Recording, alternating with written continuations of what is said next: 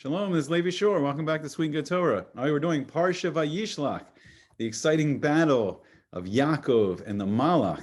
Yaakov wrestles with the angel. We'll see what's going on. Okay, let's jump in to the Pesukim here. We're going to look at the verses in the Torah.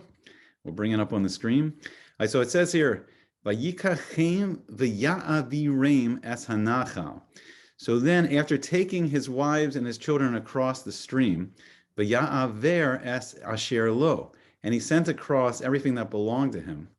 So then, Vayivaser Yaakov levado, and Yaakov was all alone. Vayeavek ish imo, and a man wrestled with him ad alos hashachar, and a man wrestled with him until the sunrise. Very mysterious stuff. So we're going to go into the Midrashim here, and we're going to see something very interesting here. We'll go back to our screen. So we're using the Midrash Says by Rabbi Moshe Weissman. It's a fascinating thing. So what did Yaakov go back for? And why is he all alone? So Yaakov and his household crossed the river, the Yabuk River, and then Yaakov returned alone to see if he had forgotten anything. So a tzaddik values the smallest of his possessions and would not let it go to waste because each of his belongings has been acquired honestly. So the Gemara tells us that he went back for the pach shemen. He went back for the jars of oil. And we're going to talk about it a little later. These jars of oil are going to be the jars of the miracle of Hanukkah. And we're going to talk about the significance of this. We're almost at Hanukkah. We're in Kislev. We're talking about how this Parsha ties into Hanukkah. So we'll go a little more in the Midrash. It's very interesting. So he says, on the other side of the river, Yaakov met a man who seemed to be a shepherd. So like Yaakov, he had herds of sheep and camels. He suggested to Yaakov, let me help you carry your belongings across, and then you'll help me with mine. So in a flash of an instant, the stranger carried all of Yaakov's baggage over the river. Then Yaakov had to assist him. He shipped the man's camels across, but when he returned, he found still more. He crossed the shepherd's remaining sheep, but upon his return, again found new herds. So Yaakov was going back and forth throughout the night, but his task was never ending. Finally, he said, you must be a magician to be able to perform this kind of trick. So Yaakov took a piece of material with which to stuff the other's throat. Magician, Yaakov called out, watch out. But his adversary was not a magician. He was a malach. He was an angel sent by Hashem. I will show him who he's dealing with, said the malach. He stuck his finger into the earth and a volcano of flames erupted. Yaakov, however, was not afraid and said, do you think that this frightens me? I am all fire. The house of Yaakov is called fire. So the meaning of Yaakov's words was, my descendants and I are a resting place for the Shekhinah, the physical manifestation of the infinite being of Hashem, which is fire, since we occupy ourselves with the fiery law of the Torah. So the Malach, who was in reality the Sar, the protecting angel of Edom, then attacked Yaakov and attempted to destroy him. So Yaakov fought back and a struggle ensued. So Yaakov and the Malach wrestled all night long, and the dust which the fight whirled up reached the Kisei HaKavod itself. But the Malach remained unable to overcome Yaakov, and Yaakov's night-long struggle was a forerunner of his descendants' future struggle in the long exile that's compared to the night. The nation's attempt to seduce the Jewish people into abandoning the Torah and joining them, promising them greatness and honor. But just as the Malach was unable to overpower Yaakov, so will the nations be unsuccessful in uprooting Klal Yisrael from their creator. So we're going to go back to the pasuk. We're going to talk more about it. It's very interesting. So the pasuk here, it says, Vayivaser Yaakov levado. So how is it that Yaakov's alone? This is a great question here. How is Yaakov alone? And the word levado is a hint to something very important, because Hashem, the infinite being, is everywhere. So how's Yaakov alone? And we're going to see that this is the trick of the Yetzer Hara. This is the trick of the Satan, the evil impulse, the Satan, who's the guardian angel of the nation of Edom, of the Roman Empire, and all its manifestations.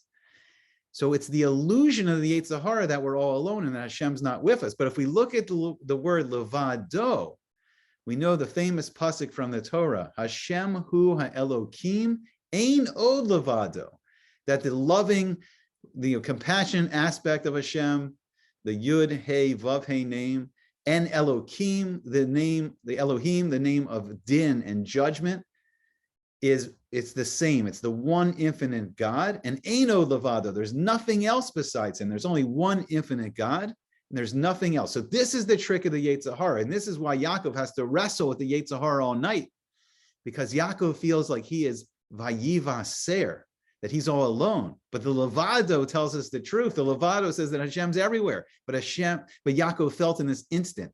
He felt an instant that he was alone. And when we feel alone, when we don't feel like Hashem's protecting us, when we don't feel the presence of this infinite being of Hashem around us, then we wrestle with the Yetzer Hara. Then we're vulnerable. Then we have to wrestle with our Yetzer Hara. We have to wrestle with our evil impulse. And what is it? What's the Yetzer Hara? It's the thoughts that race through our head.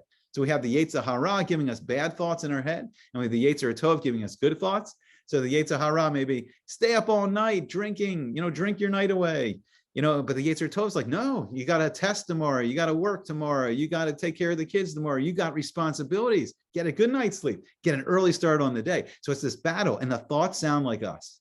And who we are is which we choose. So Bizrat Hashem, we learn the Torah, we do the mitzvahs, it clears our path. We start choosing the Yetzer Tov more and more and more, but we're always wrestling with the Yetzer Hara.